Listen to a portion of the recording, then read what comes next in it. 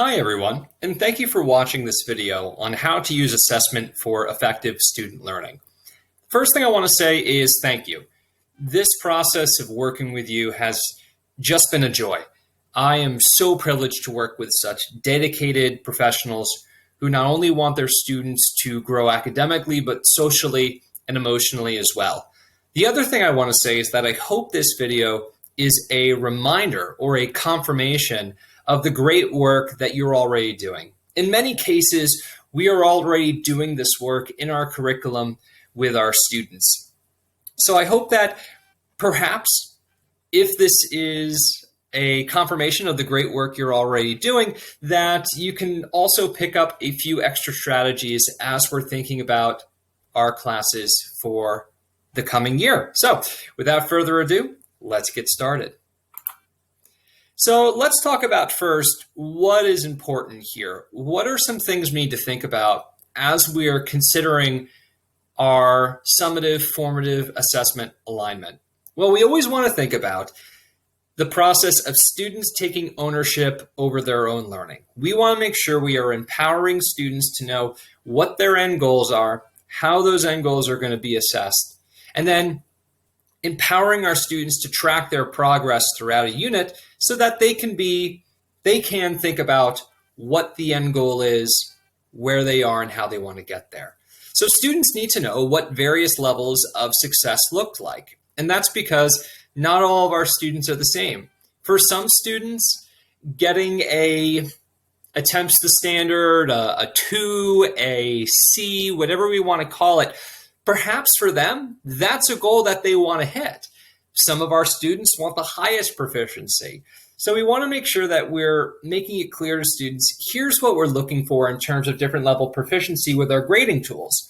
Because when they know how they're going to be assessed and what different levels of success look like, then they can make individual goals for themselves. So that way they know where they want to be. And we want to make sure that throughout the course of a unit, we can give them information through our formative assessments, through any pre-assessments we may be giving, where they are in relation to where they want to be. Because if they know where they're starting and they know what their end goal is, that influences the choices that they're going to make day to day to help them reach their goals. Now, to do that, we want to make sure that our rubrics are an effective tool to assess student progress. So when we make our grading tools, we want to make sure that they aren't just sufficient for our summative assessments, but are effective tools for our formative assessments as well. So what does that process look like? Well, I'm going to use an example here, and I'm going to take us through previous videos in terms of aligning standards to create an authentic performance task. I'm going to make a grading tool for that performance task. And then I can think about when those two things are done, how am I going to align my summative and formative assessments? Because again, assessment is the starting point for the instruction, not the end. So I have this particular standard here. This is an Aero Social Studies standard. And the standard says that students will apply key concepts such as chronology, causality, and conflict to identify patterns of historic change. That's an extremely broad standard. So what I have to do in this unit is refine it a little bit more. Now, before I try to connect a particular historical time period to this standard, because I can't do this throughout all of history, let's break down the evidence that students need to show. So again, I'm going to think about the more simple understanding and the deep understanding skills that they're going to be doing throughout this unit. So I want to make sure that students can explain the sequences, causes, and conflicts that impacted major historical events. So again, for this particular standard, I'm not specifying what type of historical era we're going to be looking at. What I'm just saying is, hey, they need to explain, here's some chronology of these major events in this historical time period, here are some causes of those major events, and here are the conflicts that took place to be the catalyst for those causes. Can they highlight those key points? Can they explain them? So if that's the simple understanding skill they need to do, then I need to make sure that my assessment is providing them with either oral or a written explanation, maybe even an artistic representation of how those things happen. So I would be giving those types of assessments multiple times as we go through the course of the unit. Now, again, if this was an elementary class, maybe explanation is the deep understanding thinking process they'll go through. So maybe my simple understanding process would be identify or recall or recognize. Now, in terms of deep understanding, what I want students to do is apply. And again, I'm getting that process from the standard itself. So students need to apply existing knowledge of history to create a unique narrative of how history unfolds. So they take all of their existing knowledge and they're able to transmit that in a new context. They're able to explain the story of a historical era. So if that's what I want them to do, then an assessment that I can ask them to do is something like produce an interactive YouTube video series on an era of history. There are a multitude of wonderful history YouTube channels that specify different eras. And so this is something they may have exposure to already. Let's have them do that as well. So now that I've been able to take my end goal and I've been able to filter that into simple and deep understanding processes, now let's take that deep understanding process and let's make our summative assessment around that. So again, I'm going to use grasps because this helps me characterize an authentic performance task. If I can answer these questions, then I have an authentic performance task. So students are going to be a YouTube content creator. That's going to be their role. In terms of the situation, they're going to be making a new episode. And the goal, and this is going to be the challenge, is this episode needs to teach their viewers about the different political, social, and economic changes in Europe during the Middle Ages. So now that I've been able to take my standard and identify the different thought processes students go through, I'm now going to put a particular historical era on that. That's how we can tackle really broad standards that can apply to multiple types of content. In terms of what they're actually going to make, the product, they're going to create a YouTube series, so a series of short videos. And the audience is going to be an audience of 11 to 13-year-olds. This standard was for middle school social studies. So peers, maybe sixth graders or seventh graders or eighth graders, it's going to be for them. Because when I can identify the audience, how they're going to be communicating with that audience for peers is going to be different if I say to make this for elementary school students or high school students or a historian working at a university. So now that I've been able to figure out what the performance task is going to be, now I have to make sure how is that going to be assessed. So what I'm going to do in this particular case is make a rubric, and that's going to be my grading tool. Making a checklist for this would be fairly difficult. And because I've been able to identify specific, simple, and deep understanding processes, this isn't a standard that says they can do it or they can't. I'm going to make a traditional 4 proficiency rubric for this. Again, sometimes those grading tools are going to be 3 levels of proficiency, 2, or sometimes even a 1 proficiency rubric, as we talked about earlier. Sometimes this is going to be a checklist. There are multiple ways we can approach this, but what we want to make sure is that we are clarifying how students will be assessed on this performance test. So again, I've got my standard on the left. I'm using the designation in here, meets, approaches, attempts, and below. Do you have to use those exact same wordings? Absolutely not. We haven't had that conversation yet. So in terms of meets the standard, again, I want to use as much language from the standard as possible. So meets the standard is the learning product accurately and consistently. Again, in our previous video, we talked about accurately and consistently being good keywords for the difference between meets and approaches. Other things like insightfulness, originality, those also work. So they are accurately and consistently applying key concepts such as chronology. And what I've done here is, because this is middle school, I've helped to define what chronology, causality, and conflict are, so that when students read this, I know I'm going to get questions on what those words mean. So I've built that already into the rubric here. So chronology, causality, and conflict to identify patterns of historic change in the Middle Ages. So I've tried to take as much of the language of the standard as possible, but then I've been able to identify a particular content area we'll be applying that standard to. So the difference between a meets and approaches is the idea of accuracy and consistency.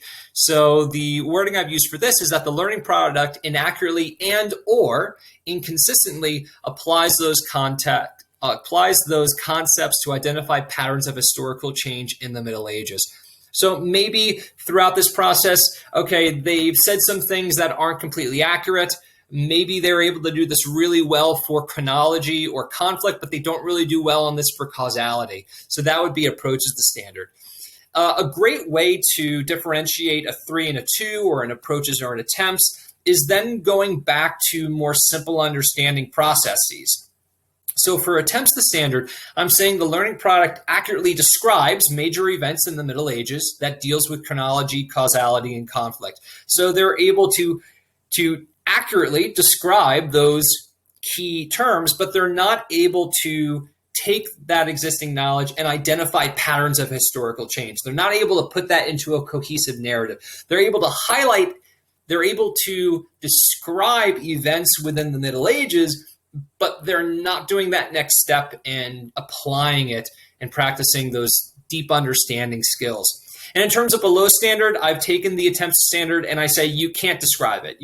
When you're even talking about events, they're wildly inaccurate. It is unclear to me as a viewer of what you're trying to communicate. So what I've got here is I identified the standard. I broke that down to different levels of understanding. I've created my authentic performance task. I've got my grading tool. Okay, those are all things we talked about earlier. But now let's talk about how we can align our summative and formative assessments. So what we want to do is we want to focus on evidence of learning and how we're connecting that to progress towards achieving specific learning targets. So what we want to do is take, okay, we've got the end goal, but I want to make sure that students have a process of seeing their progress and their learning throughout the course of that unit. I want to make sure that I'm collecting data, and that does not mean that every formative assessment we have goes in the gradebook. That is not the case at all. We do lots of formative assessment and data collection on student learning that is not reflected in gradebook, but we want to make sure we have a process where we can see their growth over time. So what we want to do is identify two things. We want to use learning intentions to describe things we want our students to learn. Sometimes we call those learning objectives. The title does not matter, but we want to make sure that we can tell our students when they come into class, here's what you're supposed to learn. And we want to connect that to something called success criteria. Sometimes different educational theorists will say, oh, do that, separate that into process and product criteria. We don't need to get that specific, but what we want to do is make sure that we can tell our students, all right, here's the learning goal that we have for this day or series of days, and you'll know you have learned that if you can do X. So what we want to do is take that more ethereal, abstract, here's what we are trying to do day to day, and connect that to a concrete example of their learning. So that way, if students ever get asked, hey, what did you do in class today? They can actually articulate that. And that way they can keep track of their progress day to day as we're going through the course of the unit. Now, I'm going to give examples, so don't worry. So let's take a look at that standard, and let's first apply some learning intentions. So again, my standard is to apply key concepts such as chronology, causality, and conflict to identify patterns of historical change. So when I was able to think about the simple understanding processes students go through in terms of explanation, I'm going to use that as the basis for a lot of these steps. So because I'm going to be using the Middle Ages in terms of our content, I want students to first understand the key concepts of Europe in the Middle Ages. So I'm going to go back to that learning intention perhaps multiple times throughout the course of a unit as we're introducing new content. Maybe I'm doing a flip video, maybe we're doing more traditional lecture-based, but when students are interacting with that content and I'm presenting that to them, I want to make sure they're understanding it. So that's going to be a common learning intention. I want to make sure that in terms of specifics, students describe the role of the Catholic Church in feudal Europe, as well as describing the reasons why feudalism ended. So we may do some multi-day activities, look at some primary sources, do some scenarios that will get them to play a role in terms of experiencing history. So I want them to be able to describe that at the end. And those are all things that will help me give them information in terms of my first or second proficiency target in the rubric. All right, let's make sure that we have all gotten to those basic proficiency levels. Let's make sure we understand this information accurately. The other thing I want to do is think about that word apply. Whenever we are introducing a new level of thinking to students at the beginning of a year, like evaluation, compare and contrast, synthesize, analyze, we want to make sure that we're clarifying what that means for our classes. So I want to make sure that students understand how to apply existing knowledge. So I need to take some days and say, here's how you go through this thought process, especially if this is the first time you're doing it in my classroom. So all of this is going to prepare students to be successful on our 2 higher levels of proficiency.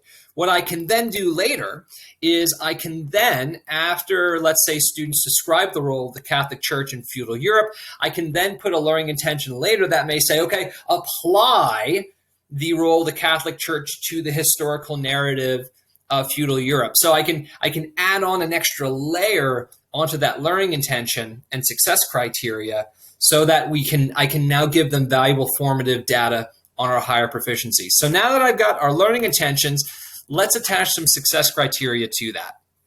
So let's say, again, understanding key concepts of Europe in the Middle Ages. Maybe I say for a success criteria, I can describe the key concepts in the collaborative review. A collaborative review that's a couple of short answer questions at the beginning of a unit just after content.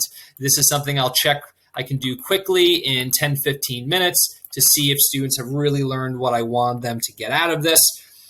So this is just basic checks on do I know accurate information? In terms of describing the role of the Catholic Church in feudal Europe, my success criteria could be I can participate in a Socratic seminar that meets my individual learning goals. So if I say, all right, we're going to do the Socratic seminar, here's how that Socratic seminar is going to be assessed. How do you want to do? That gives them a blueprint for success. Can you talk about this in a Socratic seminar? If I want to say, describe the reasons why feudalism ended, my success criteria could be I can create a time-traveling news story about either the bubonic plague or the 100 Years' War. Again, they're not applying it, but can you describe those major things that are happening? And that might be a multi-day activity. In terms of understanding how to apply existing knowledge, the success criteria is I can accurately perform something called say, mean, and matter. It's a way to take students from basic identification to things that are higher order thinking skills like analysis or evaluation on a source. So maybe that's early on in the course of a unit where I'm teaching them how to do this thinking skill. But then later on, I want to apply this same outcome, but change my success criteria. So I want to say I can apply the role of the Roman Catholic Church to the modern day. So after I've been able to first establish early proficiencies in terms of our grading tool, now I can see, all right, let's see where we are as we're practicing on those higher order thinking skills on that level 4 and 3. And so then I can change my success criteria.